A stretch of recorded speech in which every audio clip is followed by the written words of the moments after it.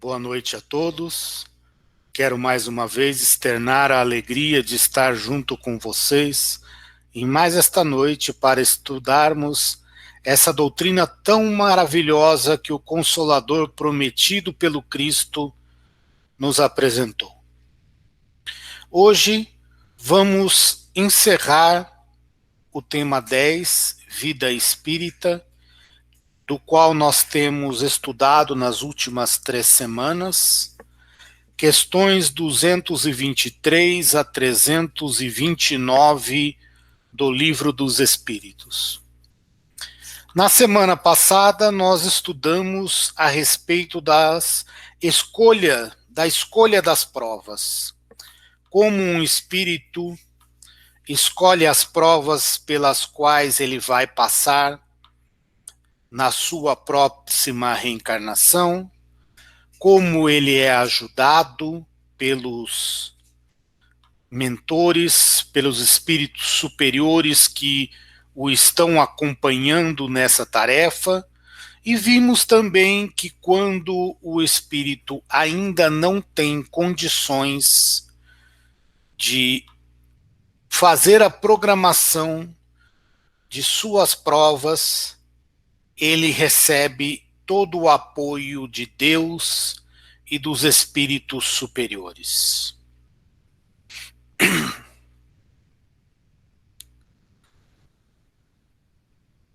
Hoje nós vamos iniciar com um assunto bastante interessante, que é a lembrança da existência corporal. Um espírito desencarnado, ele se recorda de suas existências anteriores, ele se recorda de todas as vidas no mundo corporal pelas quais ele passou. Desculpem. Cessada a perturbação, à medida que o indivíduo vai se ajustando à vida espiritual, ele deveria ter a recordação da vida anterior. Então, para aqueles que ainda não têm este conhecimento, o que é a perturbação? A perturbação é um período pelo qual o espírito passa logo após o seu desencarne. Um período em que ele está se ajustando à nova realidade que é a vida espiritual.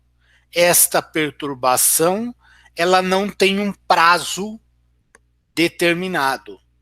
Dependendo do grau de elevação do espírito, o espírito pode demorar mais ou menos tempo nesse estado de perturbação. Mas conforme esse estado de perturbação termina, o espírito vai se ajustando à vida espiritual e, em tese, deveria se recordar de todas as suas vidas anteriores. Uma vez desencarnado, o espírito se lembra dos acontecimentos importantes de sua vida passada, de suas vidas passadas. Da mesma forma que nós. Quando eu digo acontecimentos importantes, aquilo que marcou a sua vida. Então nós encarnados hoje, lembramos-nos, recordamos-nos de muitas coisas que aconteceu na nossa infância, que aconteceu na nossa juventude, que aconteceu durante toda a nossa vida, mas aquilo que foi importante. Hoje, por mais que nós queiramos nos recordar, ninguém sabe o que estava fazendo dia 16 de agosto do ano 2000.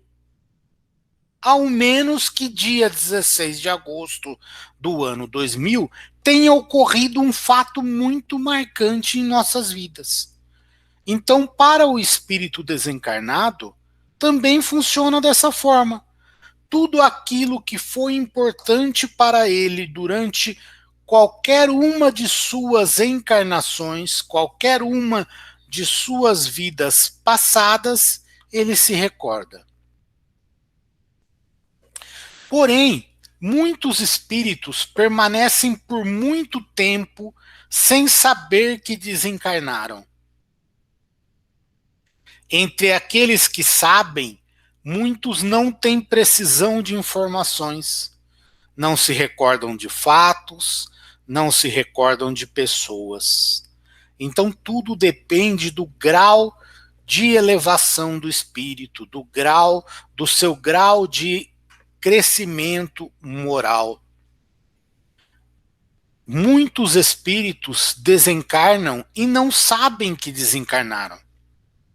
Outros têm essa noção, sabem que estão desencarnados, mas não têm muita precisão de informações. Quando nós conversamos com esses irmãos nas reuniões mediúnicas, às vezes percebemos que eles estão perdidos, se essa é a palavra, mas não perdidos em situação de não sabem aonde estão, mas não se recordam de muitas coisas. Portanto, o espírito ele pode se lembrar das encarnações anteriores conforme o seu grau de entendimento.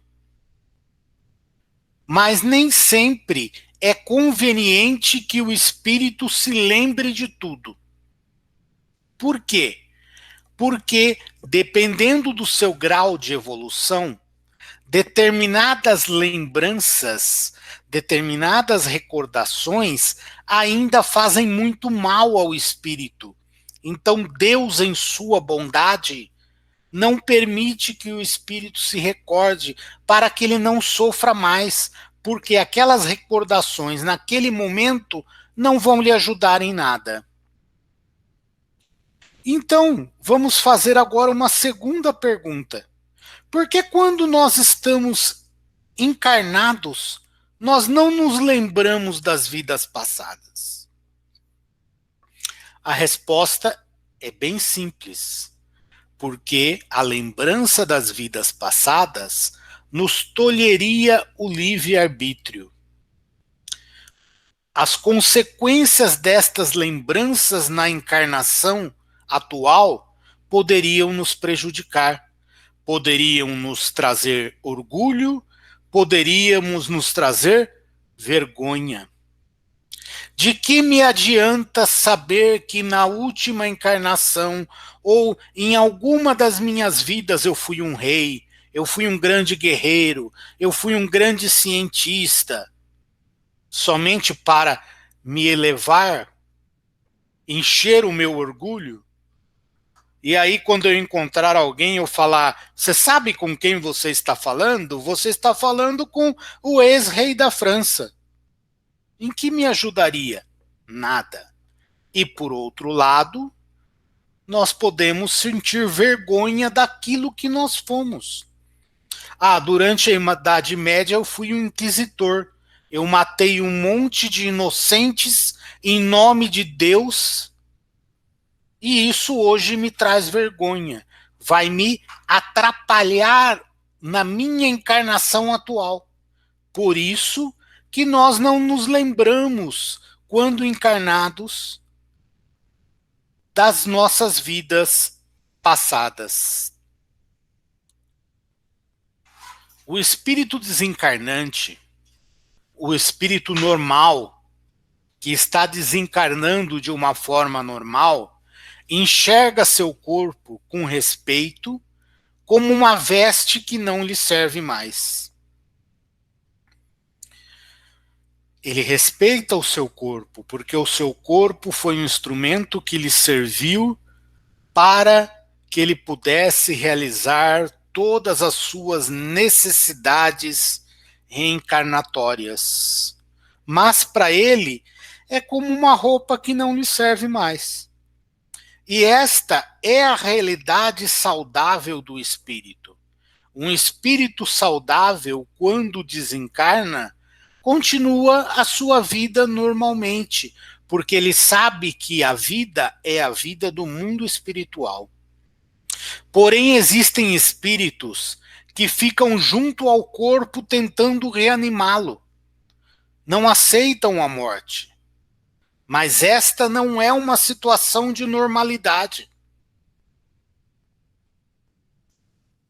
Não é normal eu não querer desencarnar. Não é normal eu querer continuar naquele corpo que me servia. O normal é: muito obrigado, meu corpo, por aquilo que você pôde me proporcionar, e agora é vida que segue.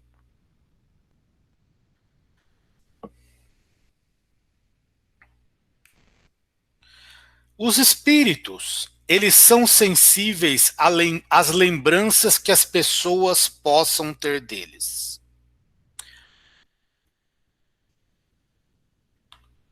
Essa lembrança, a nível de espírito, ela não precisa ser materializada. Os espíritos, eles são sensíveis quando nós pensamos neles, quando nós lembramos deles com amor, com afeto, mas também são sensíveis quando nós não temos sentimentos tão bons com relação a eles em nossas lembranças. Portanto, agora, nós vamos falar um pouco sobre a comemoração dos mortos, sobre a data de finados, e vamos falar também um pouquinho a respeito dos funerais. Como um espírito vê o seu próprio funeral. Como nós que estamos encarnados devemos nos comportar em um funeral. Portanto, a lembrança que nós devemos ter para o espírito, ela não precisa ser materializada com flores, com velas, porque não é isso que o espírito recebe. O espírito vê que você levou flores para ele, acendeu velas, mas para ele isso não tem um valor nenhum, tem valor mais para nós que ainda estamos encarnados e temos alguns costumes que ainda não são corretos. O que o espírito considera é a lembrança, é o pensamento daquele que se lembra dele. Quantas e quantas vezes, né, nós não levamos flores, acendemos velas, no sentido de obrigação. Obrigação porque a sociedade exige, obrigação porque algum parente exige. Mas isso não tem valor. O que tem valor é o pensamento. Pensarmos naquele que não está conosco temporariamente.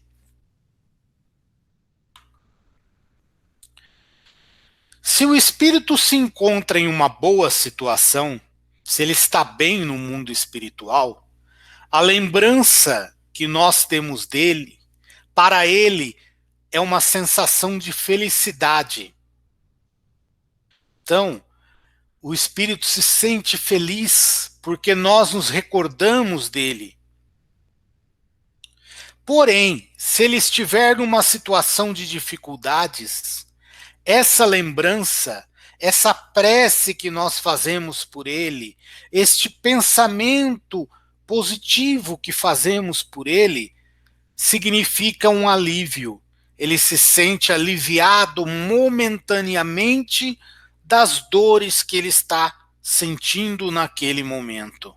Nós já vimos, há 2 semanas atrás, que tipo de dores o espírito desencarnado sente, né?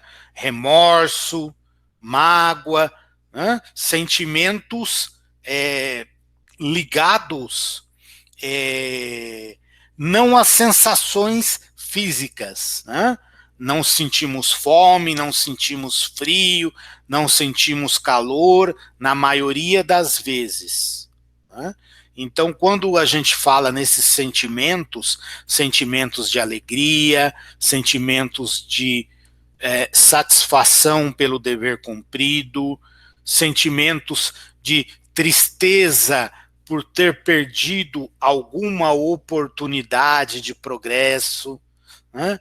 Mágoa de pessoas, né? Que, como nós estudamos, uma vez desencarnados, nós continuamos os mesmos, né? Nós não viramos anjos e nem viramos demônios. Nós somos exatamente aquilo que éramos como quando estávamos encarnados. Agora, este é um conselho para nós que estamos encarnados. A nossa lembrança, quando nós nos lembramos daqueles que estão desencarnados, deve ser sempre uma lembrança positiva. Se for para lembrar de alguém que desencarnou, para ficar cobrando alguma coisa, para ficar revoltado, é melhor esquecer esse alguém, não precisa lembrar dele. Porque isso acaba o prejudicando e prejudica também aquele que está se lembrando. Por quê? Porque eu estou com sentimentos inferiores que também me fazem mal. Então nós sempre temos que nos lembrar positivamente daqueles que amamos e que neste momento não se encontram encarnados conosco, estão no mundo espiritual. Para os espíritos imperfeitos, as datas são importantes. Então, muitos espíritos imperfeitos aguardam o dia de finados com ansiedade, porque serão lembrados. O culto aos mortos, ele é inato. Ele nasce conosco. Por quê? Porque a certeza de que a pessoa continua a existir é a confirmação da imortalidade. Finados é o dia ou o momento em que vamos nos lembrar daqueles que partiram.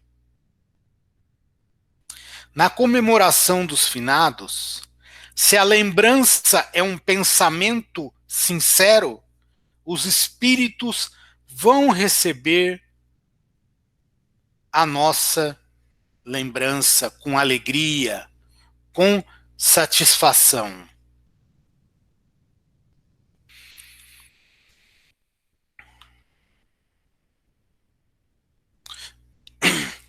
Por quê?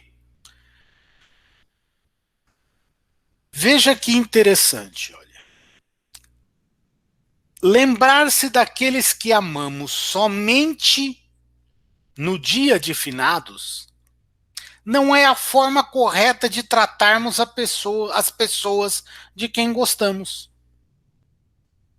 Nós nos lembramos dos encarnados, do nosso pai, da nossa mãe, dos nossos irmãos, dos nossos amigos que se encontram encarnados somente num dia especial? Não. Então nós também devemos lembrar daqueles que estão desencarnados a todo momento. Se nós realmente gostamos dessas pessoas, não precisamos nos lembrar dessas pessoas apenas no dia de finados. A lembrança de quem gostamos, mesmo que ausente, não tem que ser uma lembrança presente. Porém, ela tem que ser uma lembrança saudável. Um psiquiatra aqui, que trabalha aqui na cidade de Marília, ele tem uma frase que é muito interessante a respeito da lembrança. Ele diz: saudade sim, tristeza não. Nós temos que nos lembrar daqueles que partiram primeiro que nós. Podemos sentir saudades. E quando sentirmos saudades, temos que nos lembrar deles, temos que orar por eles e saber que um dia estaremos juntos novamente. Mas tristeza, ficar chorando, ficar se revoltando, isso não ajuda em nada, nem a nós e nem ao desencarnado, porque o desencarnado fica triste se nós também estamos tristes, não é? Nosso avô, nossa avó, quer que nós nos lembramos deles com alegria, e não que fiquemos chorando, que lembrarmos deles seja uma causa de tristeza para nós. Então, lembrarmos sempre desta regrinha: saudade sim, tristeza não. O finados é a oportunidade de uma lembrança coletiva. Um dia em que todos se reúnem para se lembrar daqueles que partiram. E os espíritos, eles são atraídos neste dia. Os espíritos superiores compreendem a limitação e a dificuldade de alguém que precise oficializar essa lembrança através de um culto.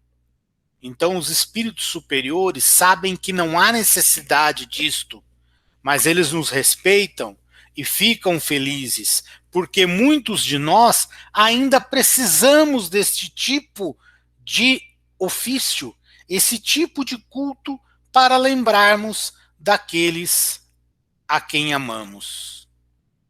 Portanto, os espíritos participam, porém eles continuam nos instruindo para que nós nos desliguemos dessa necessidade de ir onde estão guardados os despojos para oficializar a lembrança.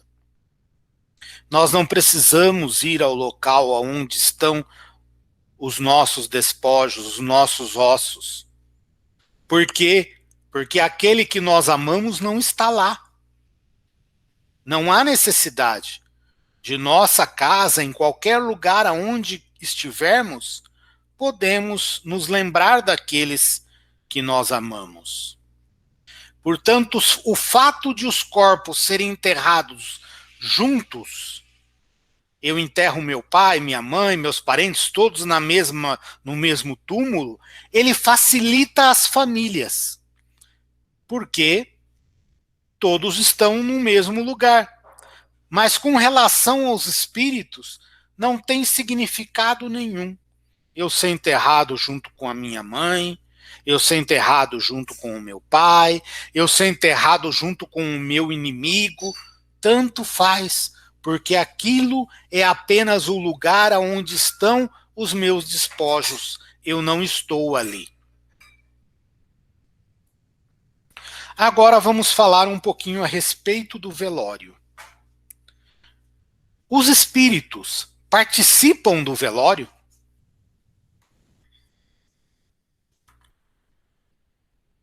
Muitos participam, porém, o nível de consciência dessa participação é relativo à condição moral.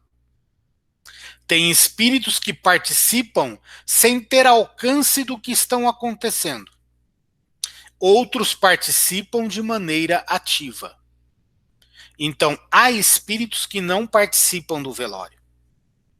Há espíritos que participam, mas não sabem o que estão acontecendo. Sabe que é um velório, mas não sabe que é o dele. Porém, há espíritos que participam de maneira ativa, porque pela sua condição moral, sabem que desencarnaram, e para eles isso não é causa de sofrimento, não é problema nenhum.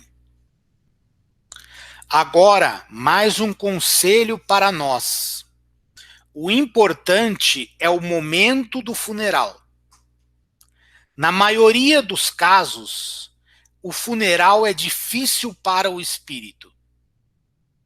Eles vão sofrer a influência daquele ambiente tão heterogêneo, que na maioria dos casos constitui o velório.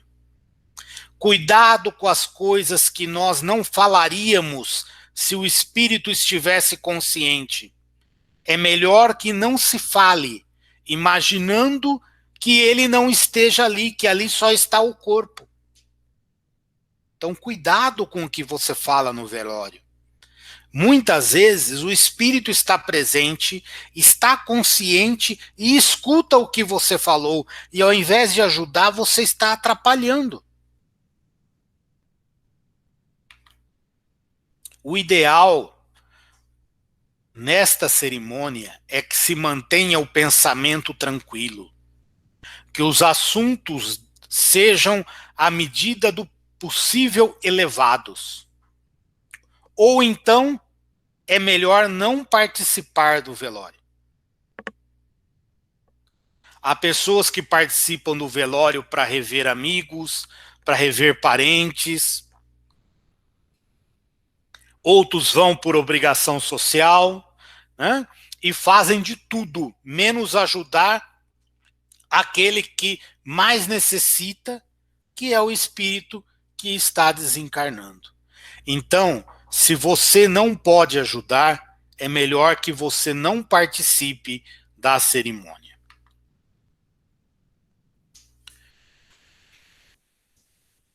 Conquista-se na existência, ou melhor, o espírito conquista na existência o direito a uma partida tranquila quando ele faz o bem. Aqueles espíritos que fazem o bem conquistam o direito de um desencarne tranquilo. Porque ainda que a perturbação que nós falamos no início possa existir, aquele que conquistou o direito por seus méritos de não ser perturbado pela cerimônia do velório, estes não sofrerão a influência.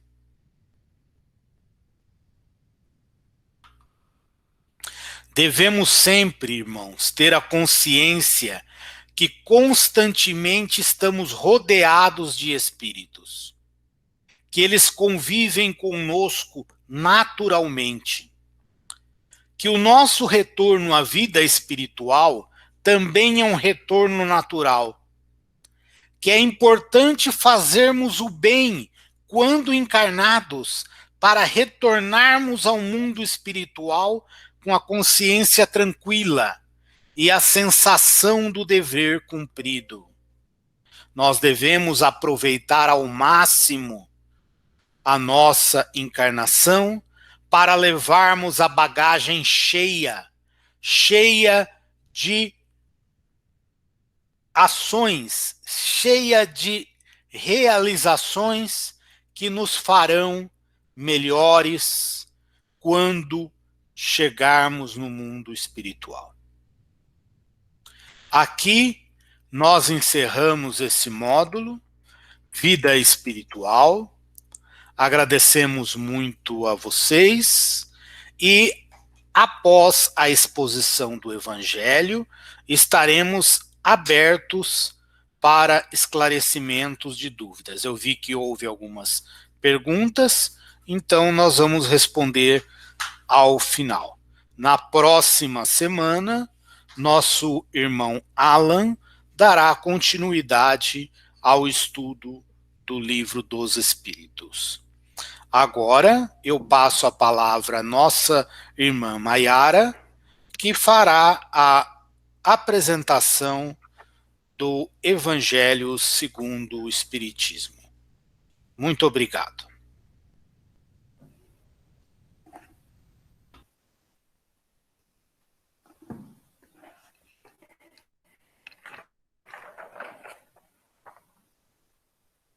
Olá, amigos.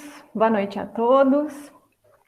Hoje nós vamos dar continuidade a um assunto que nós tivemos uma prévia na semana passada.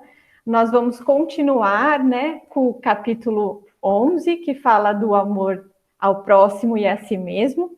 Na semana passada, nós enfatizamos um pouco mais o que é o amar a si do ponto de vista espiritual, né? O que Deus e Jesus queria nos representar em relação a isso, justamente porque nós precisamos cultivar dentro de nós para que nós consigamos estender a mão ao próximo, como o capítulo nos pede. Então, nós esclarecemos um pouco, né, mas é um assunto muito vasto, a questão do amar a si, do amor próprio. E hoje nós vamos falar desse amor ao próximo e vamos trazer mais na essência o conteúdo do capítulo.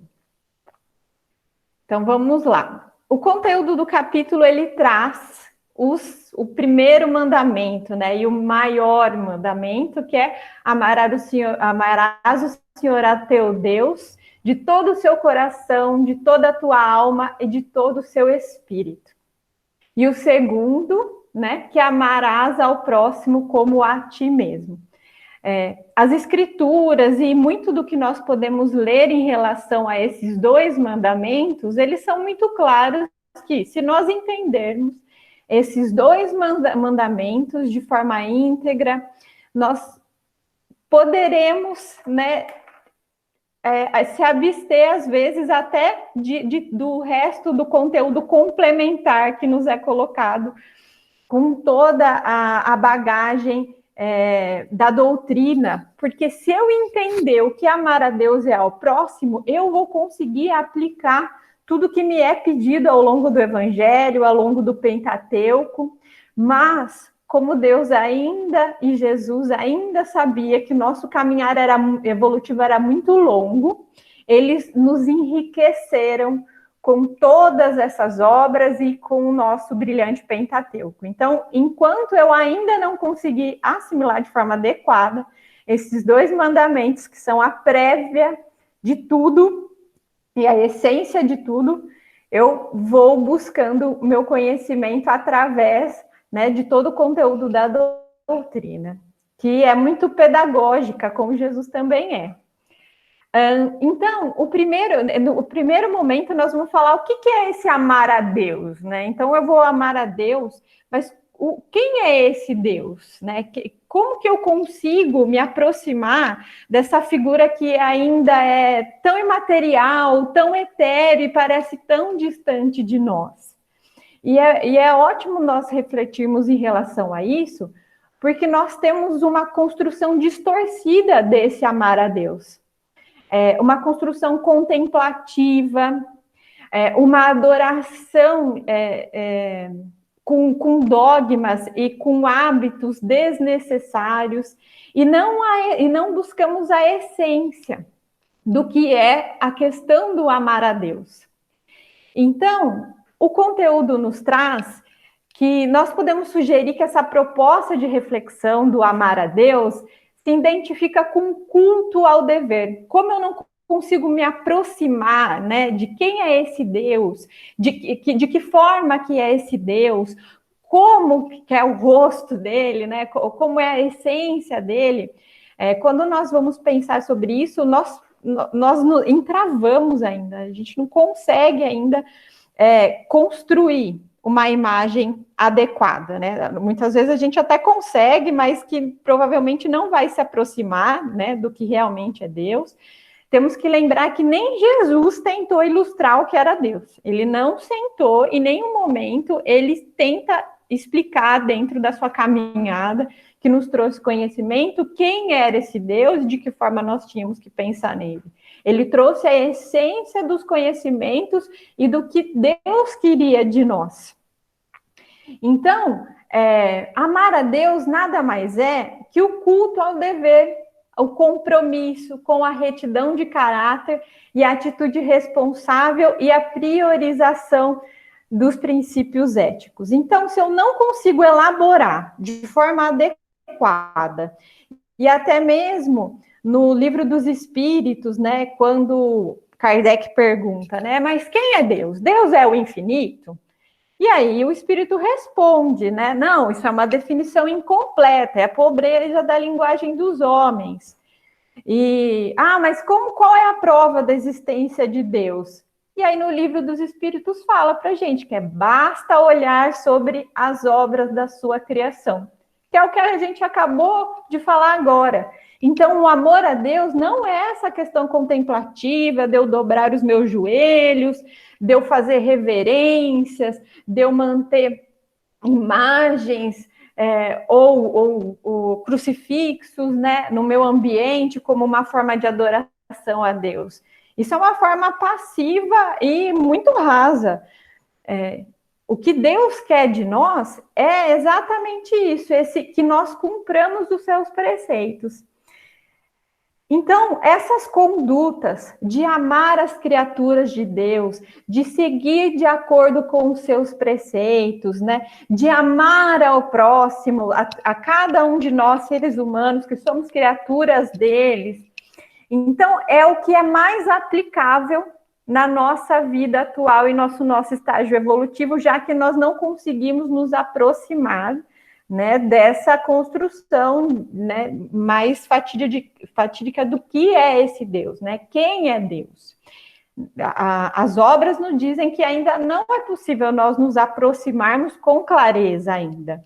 Então, é isso que Deus nos quer de nós, e é isso que Jesus explica nesse capítulo.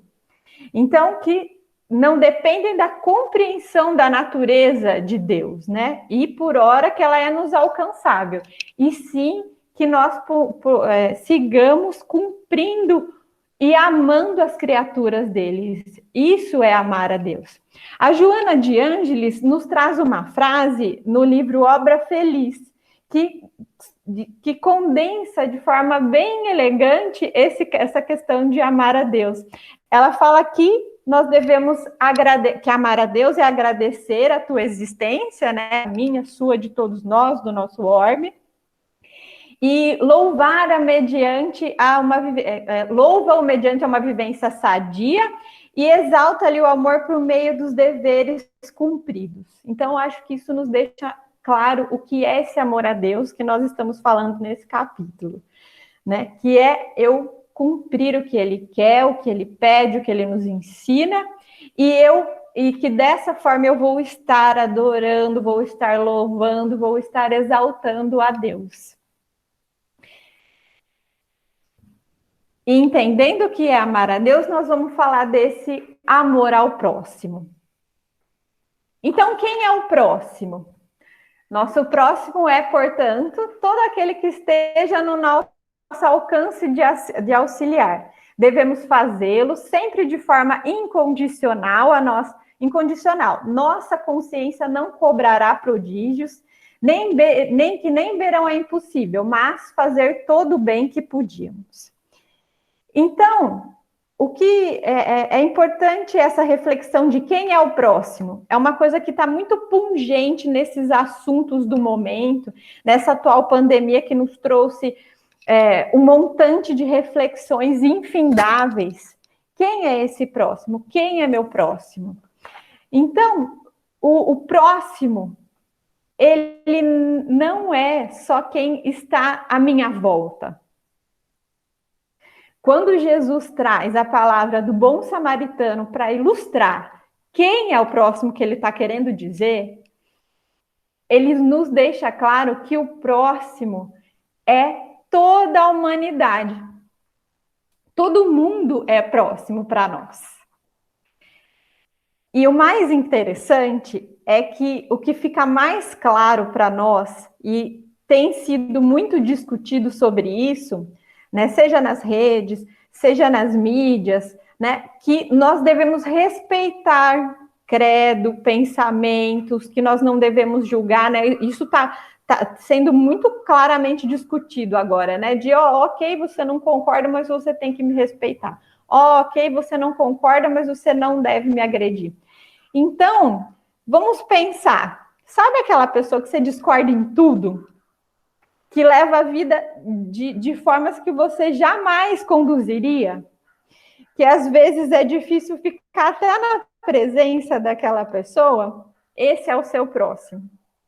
Esse é o seu próximo. Então, não é mais o próximo é minha mãe, meu pai, é meu círculo familiar, é meu conterrâneo, é o amigo que compartilha de ideais, né? É a pessoa que pensa na mesma linha que eu, é a pessoa que faz parte do meu bairro. Não é mais. Ele explica que o próximo é aquela pessoa que pode divergir em gênero, número e grau do que você entende como certo. do que você entende como é conduzir a vida, ou entende da forma que deva agir com os outros. Esse é o meu próximo. É para esse que eu preciso olhar. Não é fácil.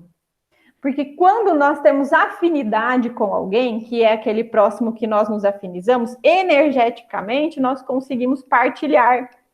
E fica mais fácil desse amor nascer. E quando nós estamos com alguém que pensa muito diferente, né? Existem energias antagônicas ali que dificultam essa proximidade. E aí sim que nós devemos insistir ainda mais em cultivar esse amor. Então, de que forma? De que forma que eu amo o próximo? Até esse próximo que eu não entendia como próximo, né? Que eu entendia como diferente, como distante. Então, lá de forma prática, o que eu devo fazer? É a caridade beneficente, que é o auxílio através dos recursos materiais. Lembrando que esse é o mais fácil, exige menos comprometimento e depende das nossas posses financeiras, né? Do que eu tenho disponível. Mas o Evangelho também nos traz que se eu dividir o pouco que eu tenho, mesmo que diminua para mim, é uma forma de caridade, e essa sim é a que exige mais esforço. Então, e a outra parte, que aí essa sim vai entrar, né, naquela pessoa que nós temos dificuldade de convivência, de que nós não concordamos em nada, é a caridade benevolente, que ela traz o exercício da paciência, da indulgência, do perdão, renunciar ao ódio, né, que eu construí em relação ao outro, a animosidade, né, tentar desconstruir o rancor, trabalhar a inveja que eu tenho, talvez, daquela pessoa que não haja tão de acordo com o que eu penso que ela deva agir, mas ela consegue, talvez, conquistar mais coisas do que eu, então nasce a inveja dentro de mim. Ciúme, vingança. Então, todos esses sentimentos inferiores que eu trabalho para não cultivar ao próximo é uma forma de caridade. E quando ele se aproxima de mim, eu trabalhando essa paciência, essa indulgência, o perdão, eu estou praticando a caridade e amando o próximo. Essa segunda caridade, que é a benevolente, ela está ao alcance de todos. Ela é abundante, mas ela é mais difícil, mais penosa, mas também mais meritória do que a caridade beneficente. Mas ela vai se apresentar todos os dias, a todos os momentos. Então, se ela é a mais meritória, consequentemente, se eu me focar nessa caridade, né, a caridade benevolente, principalmente para aquela pessoa que mais diverge de mim, eu com certeza vou galgar de forma mais rápida o meu processo evolutivo. Então, vamos pensar nisso com muito carinho. Nós não estamos falando de concordar com o próximo. Nós estamos falando de ter paciência para ouvir a opinião dele, que é diferente. Indulgência para conviver com ele, né? Perdoar se em algum momento ele infringir algo para nós. E é assim que nós caminhamos nesse processo do amor ao próximo. E qual que é o parâmetro? Jesus nos deu um parâmetro muito claro. Por quê? O que ia acontecer? Eu ia colocar ali algumas formas desse amor ao próximo, né? E dentro desse texto, o texto nos fala que os homens precisam de regras precisas, né? E preceitos, que os preceitos gerais são vagos e deixam grande número de portas abertas à interpretação. Então, Jesus coloca um parâmetro para a gente que deixa muito claro de até onde vai esse amor ao próximo. Como que eu sei que eu estou fazendo de forma adequada? Que é fazer aos outros o que queremos que nos façam. Então, como eu sei que eu estou fazendo realmente, que eu estou seguindo corretamente, que eu estou me esforçando para esse amor ao próximo? se coloque no lugar dele. Pense o que você gostaria que fosse feito para você. Se você olhar e falar, se fosse eu, talvez eu faria, talvez isso, mais aquilo outro, então você está amando abaixo do parâmetro que Jesus pede. Então, sempre faça esse exame de consciência e vê se o seu amor ao próximo está nesse parâmetro que Jesus pede. É lógico que tem a questão evolutiva dentro de cada um nós, que nós conversamos na semana passada, que é a questão, né, do autoaperfeiçoamento e o amor a si. E eu percebi o quanto esse amor é benéfico. O forno ele precisa estar quente para ele irradiar. Então, olhem bem para esse parâmetro e reflitam todos os dias. Se o que eu fiz está no que eu gostaria que fosse feito para mim. Isso é muito claro. Não tem mais o que discutir, né? Não tem mais tangentes. Nós viemos de doutrinas castadoras, né? Que pediram que nós negássemos ao próximo e pediu que nós, às vezes, negássemos até a nós mesmos. Podemos dar um exemplo dos cintos de silício, né, das autoflagelações, que quando eu fazia algo de errado para Deus, eu me autoflagelava, né? Ou quando alguém não seguiu uma vida de retidão, eu tinha que renegar esse próximo para que eu não ficasse impura em relação a Deus. Então, nós precisamos refletir todos esses séculos de construção de hábitos espirituais inadequados para que nós construímos novos hábitos baseados no que realmente Jesus queria. Dessa questão do amar ao próximo como eu mesmo, olhar para o próximo do jeito que ele pede. E não me afastar de tudo, do entorno, de todas as chagas da sociedade, para que eu não tenha as provas, para que as provas não se apresentem para mim, para que eu não tenha o aprendizado, né? Para que eu não tenha o risco de cair perante essas provas. Então, Jesus não quer isso de nós, que nós nos afastemos dessas pessoas. Muito pelo contrário. Jesus se aproximou e mal se importava com o que os outros iam falar dele, né? Não concordou, por exemplo, no caso da mulher adúltera, do que ela estava dizendo, do que ela estava fazendo. Mas disse que, vai, não peques mais. Não sou eu quem vai te julgar. Mas não faça de novo que não está adequado, né? Pense novamente sobre o que você quer da sua vida. Muito bem.